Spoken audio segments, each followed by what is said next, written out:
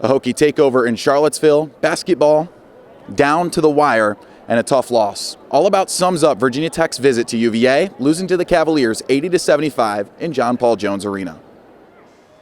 With back-and-forth action early on, the Hokies' main duo of Amor and Kitley controlled the pace, while the Cavaliers' press defense and sophomore guard Paris Clark held the Hokies at bay, managing their way to a 2-point advantage at halftime. Then, Kitley went down in the second quarter, and the complexion of the game changed entirely with the Hokies' centerpiece out.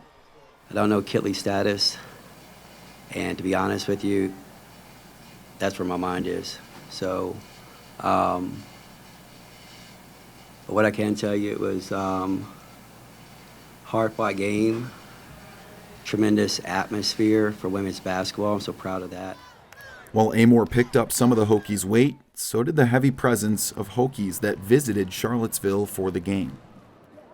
Although the Hokies didn't spread the floor against the Who's defense tonight, they did spread the seating, staying all the way up with some Hokies traveling fans up in section 313 and making it all the way down to the hardwood with some fans right behind me in section 113 in JPJ Arena tonight.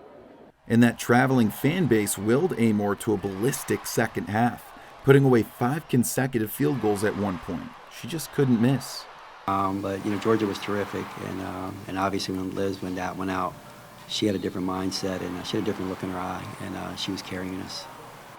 While the Australian guard finished with a consummate 39-point performance, it just wasn't enough, as Virginia's defense held off the rest of the field to just 42% shooting in the contest.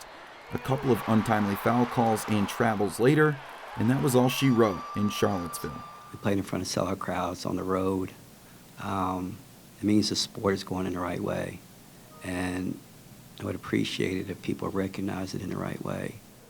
The Hokies may not have taken the Commonwealth Clash here in Charlottesville, but they do have an ACC regular season championship title already clinched and will hold the #1 seed down in Greensboro for the ACC tournament. Until the Hokies 1:30 tip-off on March 8th, I'm Marchak on the road for Tech Sideline.